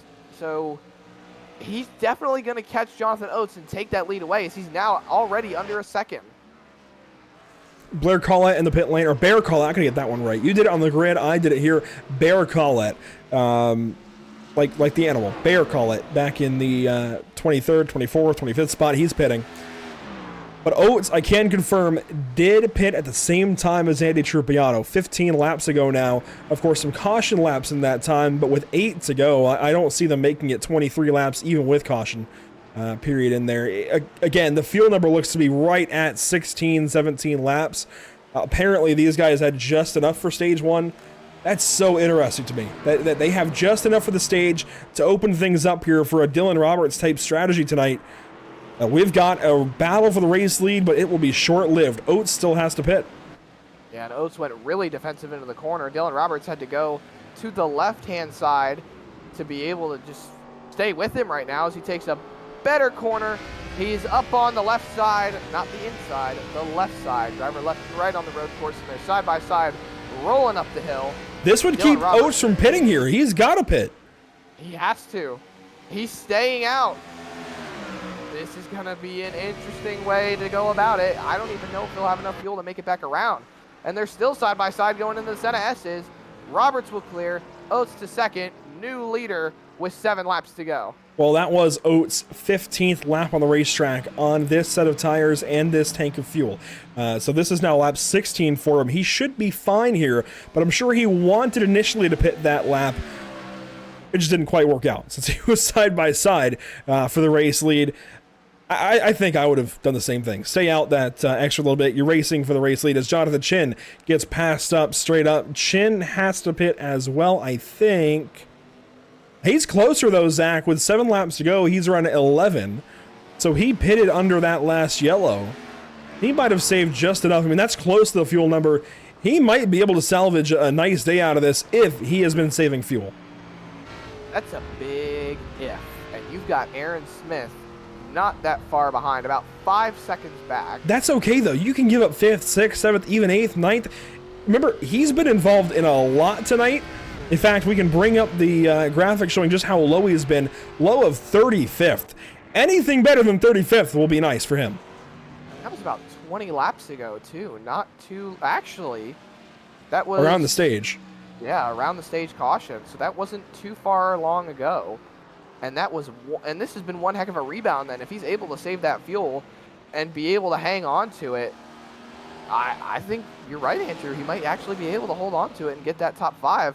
Aaron Smith about 4 seconds back from him. Still trying to catch Blake Reynolds. You've got... I thought it was petting for a second. It's still a really big if. The fact that he stayed out this long, 6 laps to go, that tells me he might be trying, but I also haven't heard him clutching in. I haven't heard anything really telling me that he is trying to save fuel here. I mean, that was a decently short shift to second, but that means he was in first through the set of S, and I mean, in testing, I was in second gear there. I guess it depends on the ratios these guys have, but he's redlining it in third down here to turn 4. I don't know. You want to talk about saving fuel? Jonathan Oates is still on the racetrack. He has gotten 3.5 seconds now to Dylan Roberts. He has lost an insane amount of time. Blake Reynolds is getting ready to pass him. This would be, if I'm not mistaken, per your information, this is lap 17. It is. Of him being on the racetrack. So he is really pushing that fuel and those tires to hold on to this position. I believe he pitted at the very end of our stage yellow. So, while he didn't top off under the second caution period, I don't think anyways, he still had all of those laps to save. So, consider the fact that 5 of those laps probably are saving fuel, maybe 4 of them, 4 or 5. Again, I don't think he's got enough to the end, but it's compelling at the very least. The fact that he's picking the left side here and he didn't pick the left side on Dylan Roberts, though, I think he might be coming in this time. Yep, there it is, right there at the pit entry line. And getting it load up. He's taking it to pit road. And it looks like, I'm still itching to see what he's going to do. He might take tires. He might just top off on fuel to keep that track position. We will see. At this point, 5 to go. Fuel only. Get back out there. You can take 2 right side tires in the time that it takes to fuel the car up, though. So let's see right here. I wouldn't even bother with the cold tires. Yeah, that's a really good move. You don't need much fuel. Half a can. Get back out. That is a great move from Jonathan Oates. He's going to have a great finish as long as he hangs on to the car. Yeah, it looks like he might be able to get a top 10 as he's right next to Schwartz. This is going to be tight coming out of the pit lane. Schwartz is going to be over onto the right-hand side, so there's going to be room. They're still side by side. Look at that. Perfectly timed. Schwartz is not going to clear him. Wow. Oates gets it woed up, holds on to 8th position. He would not have been able to do that on cold tires. That's the added benefit of not taking tires. You're still on hot tires. You've still got that grip when you head back out there as opposed to being on cold tires that have to warm up. Here's Ryan Williams giving up a couple of spots. And I mean, at this point, it's still such a great run for the 43 car. You can give these up. He's still 6th, might be 7th when Pele goes by, but he's then got 6 seconds back to Jonathan Oates. As long as he doesn't hemorrhage time by a second a lap or more, he should be okay. And he's still hanging on. Peleg is still trying to find a way around. Got the inside for the next corner. Aaron Smith has caught back up to Chin right here, who is still staying on the racetrack. He might actually just be staying out. He's hanging left right here. No, he's staying out. Aaron Smith looking like he's going to try to be able to pass Chin up right here. He's taking a look down to the inside. Does Chin defend? No, he actually lets Aaron Smith go before. Oh, no, they're still side by side.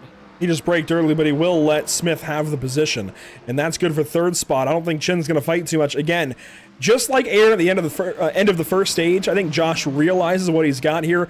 Don't jeopardize anything. Don't lose more time than you need to. Aaron's faster. Give Aaron the spot. You're still going to end up fourth, it looks like, for Josh, potentially. That is absolutely a big-time win for him as far as points go. Fourth position, when we were talking about him being 20th or worse as the points leader coming into today, that is huge, as Jared Wakefield comes down the pit lane. And with all of this hubbub up front, I mean, the midfield is really just completely mixed around. We're talking about Chris Wetz, Leighton Sabila here, 14th and 15th. Barrett Polhemus just outside the top 10. He is 12th now, ahead of Arnold Columbia, and trying to race with Andy Trupiano, who, of course, took fuel only under his stop. So Trupiano playing a really nice strat as well. It's interesting how this is all working out. Caden Rush, who got involved in that turn 1 incident after getting blocked hard by Cabry, he's up inside the top 10 still. And he's got a nose back on the car. You know what? It did play into the strategy for this run. He pitted right at the green. That puts him in the fuel window.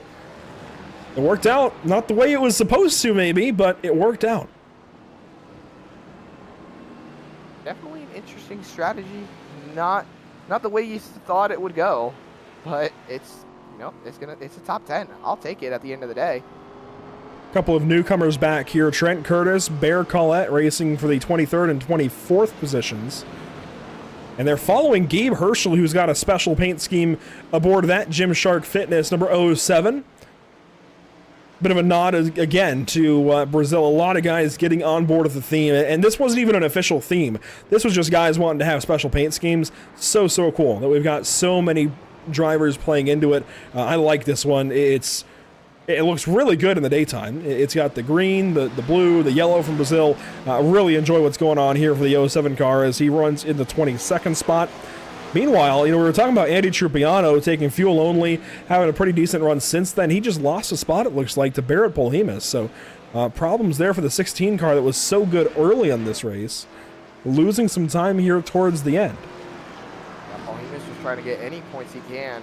I wonder how things are going to go as he rolls up on Caden Rush to take that 10th place away from him. Obviously, not too many good vibes from turn 1, but hopefully they'll be able to race clean and Polhemus will be able to take that spot away. He's up on the bumper. Let's see how it goes. We'll see how this plays out. But we are coming up to 2 laps to go. Polhemus right on the back end of Rush.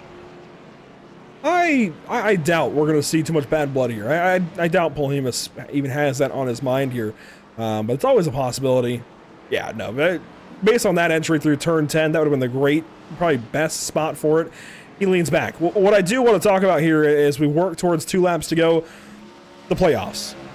Corey Heim, Ryan Vargas, Chase Cabry, Brian Mercurio, they're safe. Mercurio not here tonight.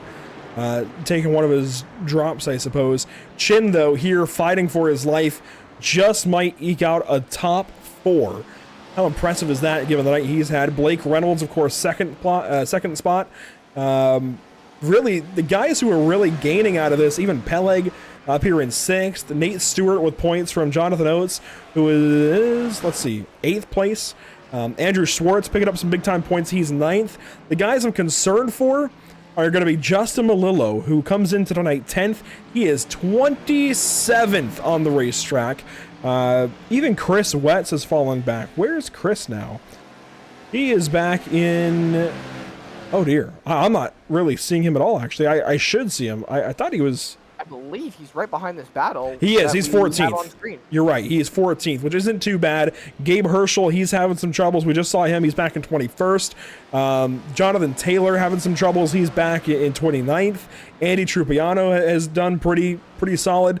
Alex Bates has been having trouble tonight, but Aaron Smith, oh boy, he's gonna bag a ton of points. He's 5 to the good versus Herschel and Trupiano and those guys just off of the stage, let alone everything he's earning right now for his 3rd spot in the overall running order. So we're gonna see some really big gains out of guys like Aaron, even guys like Well, Trupiano's going to gain, I think. He got a bunch of points, too. So, as we take the white flag presented by Whiplash Simcams, 1 lap to go for Dylan Roberts out front of this field. How impressive is that? The guy comes in, makes his first start this evening, and he has absolutely killed it. Yeah, the strategy call paid off. 2 tires to jump in front of Blake Reynolds, who took 4. He's lost a little bit of time, but not enough to really make a dent in the fact that he has led this race. Since taking over, that strategy call really paid off, pitting before the stage end, and it seemed like the call to go. A lot of these guys that pitted after the stage, they haven't really been able to rebound too much, and Roberts is going to come home with a solid finish and lock himself into the playoffs. Other battles around the field on this last lap of racing at Brazil. You've got Cole Cavery, Sean Peleg for 5th. How about Barrett Polhemus, Caden Rush? This for 10th spot. This could get heated here at the end. Remember the contact in turn 1 off the restart. You mentioned it. I don't think there's bad blood right now, but there could be by the end of this lap. As up ahead, Dylan Roberts works through Bico de Pato for the final time. We'll come around turn 11, turn 12. And once he leaves the 12th corner here, Gonçalo, I believe is how you say it, or at least close. Hopefully Austin Moore's wife doesn't criticize me too much. From here, it's all on throttle. And we are going to confirm driver number 74 as the upset winner at Brazil, so long as he doesn't bend it here. Hangs on to it, and Dylan Roberts is going to win down under the equator at Brazil. Blake Reynolds comes through for 6th in the Whiplash Simcams Grand Prix do Brasil. Joshua Chin gonna hang on and save enough fuel to go 17 laps and finish in the 4th spot. Cole Cavery hangs on over Sean Peleg. Ryan Williams, the designer from Junior Motorsports, goes 7th. Jonathan Oates 8th for Nate Stewart. Andrew Schwartz, hello, and Andrew the top 10. I couldn't do that. Schwartz goes 9th. Caden Rush will hang on for 10th. Polhemus will go 11th. Everybody else comes across the line. Chris Wett's a good run. Leighton Sabile 14th. Arnold Columbia got a crash at the line, but everybody having a great run here tonight. Dylan Smith, Jonathan Palmieri, they're going to fight to the line. Well, they're going to fight at least to get back to the line. Very much separate on the racetrack. But here was a position change. Paul Alphabet Soup, I think, getting by Doug DeNice at the last moment. And here's another one. Manon Rahman just hangs on over Trent Curtis. One more battle was Tristan Hagenside to turn 1. And here we go. Aiden Savitsky racing with Jonathan Taylor and Jared Wakefield. And Taylor, wow. Remember, turn 1 earlier in this race off of the stage restart, Zach. That is payback. Might just be. Officials will probably have to take a look at that one at the end of the race. That was aggressive. That was really aggressive. This is coming up to the line. Takes the position and just hard right hook. Push Schwartz into the wall. Schwartz comes back up. Or, excuse me, not Schwartz. Savitsky. Getting paint. Yeah, no, getting paint schemes messed up. You're absolutely right. They look very alike. I don't get it. I do get it, but I don't. You know, the UFL Elite Series strives to put on really professional racing. And while I love those guys over at, I don't even know what the team name is, of the Pastana, Herschel, Taylor camp, I love those guys, really do.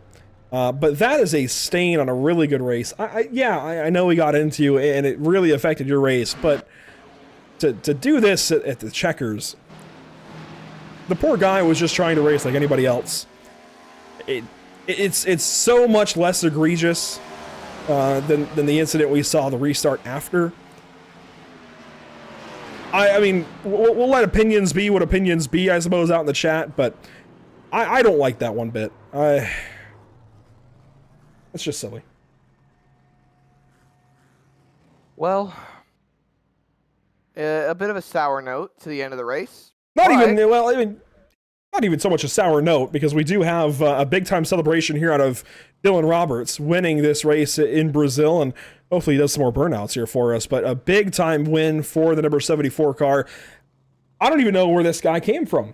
Dylan Roberts, absolutely brand new to me. I think he entered right around midweek, I guess, between the two races, midweek. Comes over from Winston. It looks like you can see that on his deck lid. And I, the name rang a bell, but as far as the UFL Elite Series, brand new to me. I'd never seen him on the racetrack. Dylan has got something here on these road courses. What a run from this guy tonight. We'll go back and take a look at our unofficial race results from Brazil.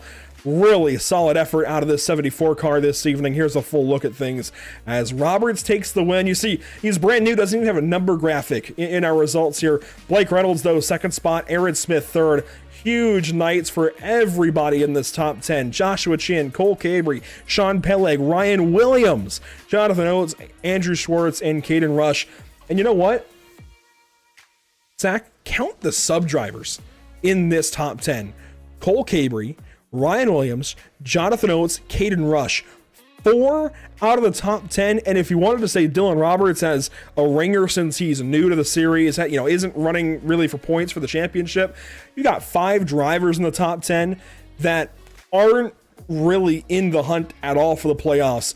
These guys rose to the occasion tonight, and everybody trying to get in that isn't in this top 10 absolutely fumbled the bag and has to get after it that much more at Michigan next week.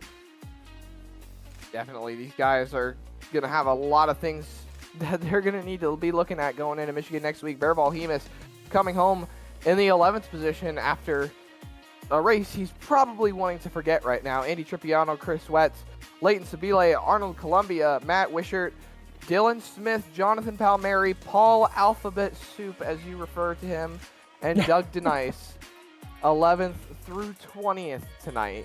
Just not a lot of cars you expected, not a lot of drivers you expected to see in these positions, and I can assure you 21st through 30th is definitely not what I expected either.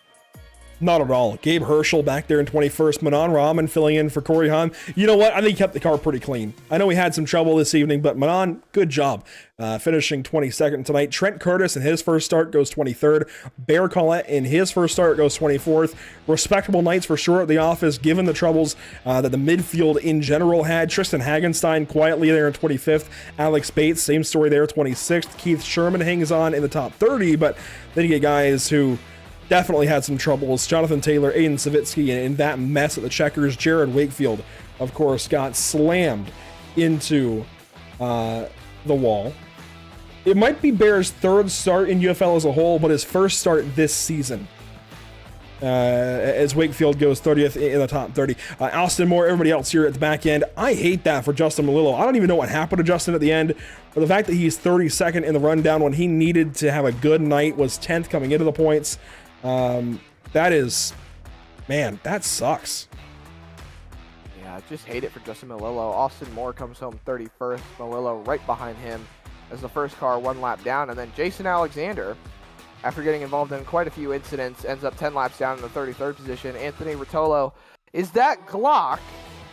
He's sitting 34th. I had to say it because he took it from me earlier. Rotolo 34th position. Corey, Shane, and Eric, the 26, 20, and the 69, rounding out 19 laps down and 41 laps down, respectively, to end out your 37-car field. And Andrew, we got drivers to talk to. That we do. I do want to mention Futurama Freak 30 out in the YouTube chat.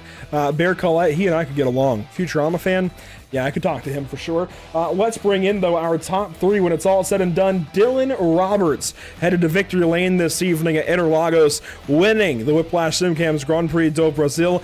This is a big-time surprise, Dylan.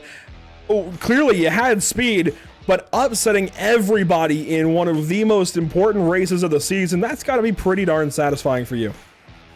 Oh, absolutely. I mean, there was no way I was expecting to come in here and win this thing. There's some pretty talented guys in here, and not to toot my own horn, I think I'm pretty good at the road stuff. I was hoping maybe, upper goal, get a top 5. That'd be a good night, but I mean, to be sitting here after the race with a win, that's huge. Absolutely it is, and you spoil the game for guys like Blake Reynolds, Aaron Smith, but you took a really big strategy move at the stage to get ahead of them and stay ahead of them. What was the decision process like, and did it go exactly to plan, or were you scrambling a little bit to save it?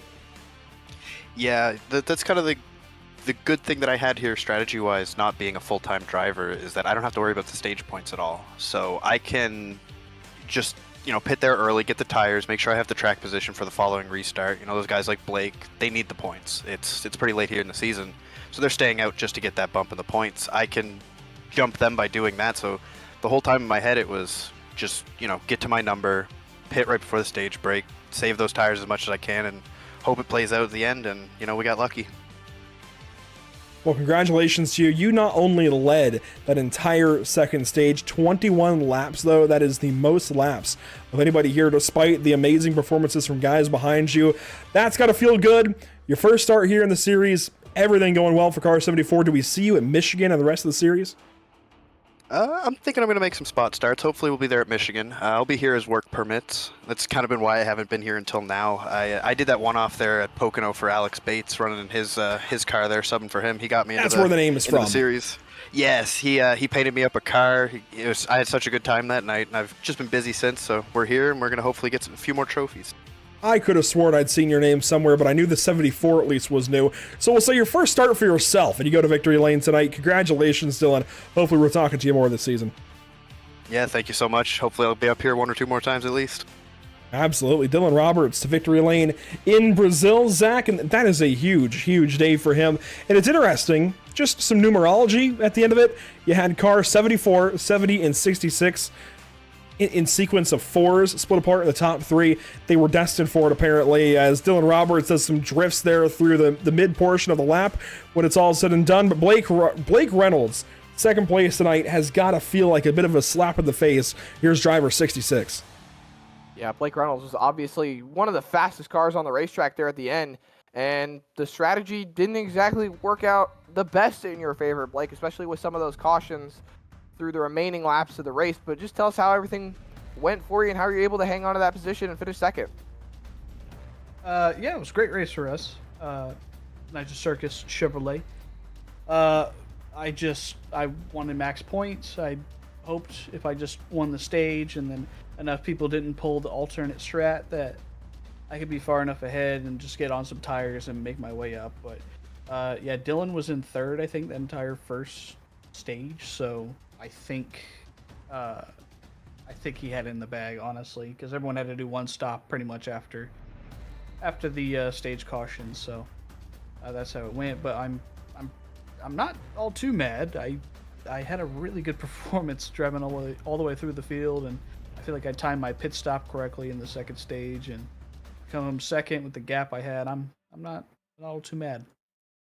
Well, you did a great job hanging on to that second place position. I know Aaron Smith was definitely on your bumper for the majority of that first stage, and you were able to win that first stage. Do you think that you might have benefited more if you took the strategy call that Dylan Roberts and most of the other drivers decided to take, or do you think this call that you made was what was going to be the most beneficial for your race overall? I think it was beneficial to the championship. I'm kind of looking forward to the playoffs more. Obviously I want to win. It's kind of stung me. I think this is my second place finish, but I've been up front several times and gotten taken out a couple of times, but I finished in the top 5 a handful of times. So still no win. Looking forward to that if it does come, hopefully in the playoffs. But I don't know exactly how John has it laid out, but we'll figure that out. But yeah, I mean, I got more points, and I think, maybe if I did the other strata, maybe I would have finished second anyway. Who knows? So I got more points, and I finished second.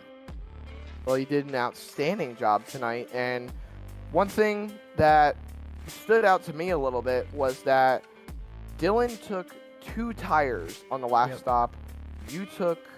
I believe you took 4 tires, if I'm not mistaken.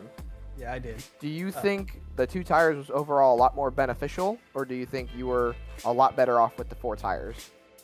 Well, we didn't need to take a full tank, so it was kind of like, do you want to gain time, or like basically, do you want to take less fuel? And I mean, it doesn't matter if you take 4 tires; it's not going to speed up a full fill on a stop. So basically, you get any advantage you can for a short fill. And I think Mercurio did 2 tires at Watkins Glen that ended up being the winning call. He was just so fast in the S's. Here, I did run him down like 5 seconds, but the gap was just too strong by the time I got to the traffic. So it is an all right call. It's just you gain a little bit of time, not a handful of time like I did. But he played it perfect for the gap he had. Well, you did a great job tonight. You maximized championship points, and you're putting yourself in a way better position for the playoffs going into next week. So congratulations on your second place finish. Yep, thank you. And Andrew, I believe Aaron Smith is up next and waiting to talk to you. That he is. Aaron Smith, a solid run this evening. Didn't quite get the laps led maybe we would have expected from the 70 car, especially after practice. Dominated the session and then end up 2 1,000ths ahead of Blake Reynolds by the end of it. He ended up qualifying second to him, Aaron. It was an uphill battle from there, though. Lap 1, it felt like it was such an important pass. You couldn't quite get by Blake. What was your plan from there, and why didn't it pan out? Well, I wanted to try to get ahead of him there in the first few corners, but I went in there and missed almost every single corner on that first lap, so that certainly wasn't ideal, and it probably wore the front tires a little more than I would have liked, but every lap after that I wanted to stick behind him and kind of save fuel, see how far I could make it. Unfortunately, I had about a lap and a half left at the end of the stage, and just got stuck in traffic there on the restart. Almost wadded up a few cars when we stopped on turn 2, but I was able to keep my nose clean and bring it home. And thankfully you were ahead of the restart calamity later in the race, but clearly you guys had a pretty solid night with this car, even with restarts being crazy at a turn 1, which I think is just Interlagos in general. This car seemed like it worked really, really well here. What was it like from your point of view behind the wheel? It was a blast from start to finish. If I could have gotten the front end to turn just a little bit more in the slower corners, I think I might have had something for the top 2, but it seemed like we were all the same speed there at the end. I'd gain a 10th and then lose another 10th, and it was pretty frustrating, but I'll certainly take a 3rd place. Well, solid night for sure, and this really helps you in the playoff hunt. This should move you well into the top 12, maybe around that 9th, 10th position or so, and give you a nice buffer going into Michigan. That has to feel a whole lot better than the previous situation, being about, 9 points or so back of things. A lot of points here to the number 70 car. Is there a new game plan for Michigan? Do you feel that much safer? Not really. The main objective is to survive. You never know how those races are going to go. We have so many lanes at that track, and I don't know if we'll have one of those big wrecks like we did at Kansas, but if I can stay away from those, just finish on the lead lap, I should be fine. Well, there you go. Aaron Smith this evening, 3rd place, a bunch of points for car 70 as he hunts a playoff berth. Aaron, good talking to you. All right, thank you. Always good to talk to Aaron Smith. Love talking to that guy. 3rd place, though, much like for Blake, I think either one of those two coming up empty-handed has to feel like a slap in the face to each of them. Not that Dylan shouldn't have won or anything like that. Just we know they're road course ringers, Zach. For them to not win, that has to hurt just a little bit in the ego spot. But what a night of racing here at Brazil. Some 3 years ago, nearly in 2020, I believe, these guys ran in their infancy as a league before it was even named Untitled Friends League. They ran with the ARCA car here at Brazil in a viability test. 3 years later, we come here in season number 6 of racing. John Palmieri taking a chance with the league. What a great decision that was. This place was awesome with these cars. Absolutely. The racing did not disappoint. They were all over the place every lap, fighting for every inch on the racetrack. We had calamity in the Senna S's, which is what I was expecting going into tonight, and thankfully I got to see it. Not thankfully for the drivers that got involved. But, with Brazil and how it went tonight, I think we're looking forward to a great showing in the playoffs with short tracks and speedways alike, and I think it's going to be an interesting last 5 races of the season. Absolutely. Michigan up next in 1 week's time, then an off week in between Michigan and Richmond to get everybody ready for the playoff run. We run through October and into November with racing here, much like the NASCAR season actually, ending that first week of November. Richmond, Charlotte, Phoenix, Miami, some classic NASCAR-style tracks. It's all oval racing from here. Richmond, the short track. Charlotte, the intermediate. Phoenix, really just the challenge in general out of that round, I feel like, because we're racing at Phoenix International Raceway 2008. The old Phoenix logo there, just to be time period correct. That's going to be a bunch of fun. Round number 11. That is, I feel like, the wild card out of these playoffs, just because Yes, it's still used in some unofficial series on iRacing, but nobody really races there anymore. I say that as a couple of months ago, we had the D-Line Racing League there, and you went to victory lane in that race. But I really don't feel like people have experience at that racetrack anymore. Certainly not in this Gen 4 Cup car, but it will certainly be time period accurate. This car at that track is going to feel right. It's just going to be a challenge before we go to Miami. Yeah, one thing that actually strikes me as a little, I'm not going to say irritating, but it's going to be a little pet peeve of mine. We have Daytona 08, we have Phoenix 08, but we don't have the old Charlotte on the schedule that these cars used to run at. Or the old Michigan or Pocono. There you go. It's all the new style stuff. And this is an old style car. We need the old style tracks. Obviously, there's no changes really for Charlotte Motor Speedway other than purely aesthetic and a few things on the infield. There's not too much of a change when it comes to Pocono either. Really, Michigan, except for a repave, but I mean, still, like, you know, it would just seem a little more fitting for these cars considering what they are.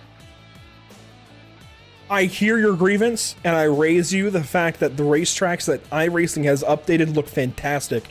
Michigan looks great. Pocono really looks like it should. Pocono has taken some big-time updates lately on iRacing. Certainly, Charlotte looks fantastic. All those racetracks looking really, really good. So, yeah, there's the older versions available, but I like the new ones myself. Phoenix even looks really, really cool with that cactus on the front stretch now. But, hey, I like that we're going to the old Phoenix because I like that configuration, the front stretch where it should be, in my opinion, as originally being from Arizona. I take a little bit of pride in Phoenix International Raceway with the start finish line where it should be at Phoenix. But anyways, we digress. We'll talk about that all next week at Michigan International Speedway. Let's take a look where we're headed in this next week at Pit Stop TV. Some upcoming broadcasts for us. Next up, we head out to Long Beach Street Course for the Noble Can-Am Series in round 9 of 9 for them, 8:15 Eastern. Make sure to join us Sunday night. Then Monday, it's out to Okayama International Circuit for round number 3, week number 3, if you will, of the SimLab Production Car Challenge, brought to you by Barber Ford. Before Wednesday, we come back around to finish up this regular season at Michigan International Speedway. A busy week ahead, Zach, and I will say, some personal plans involved here for Sunday's broadcast that may have to get flexed back to next week. It'll be October 1st if we have to use that contingency plan. I am headed to the Valley Star 300, Valley Star Credit Union 300, I should say, at Martinsville this Saturday. It may rain there. I'll be working on a camera for the Flow Racing broadcast, so if you see the camera that is stationed just on the turn 4 side of the start-finish line from the tower, that's me.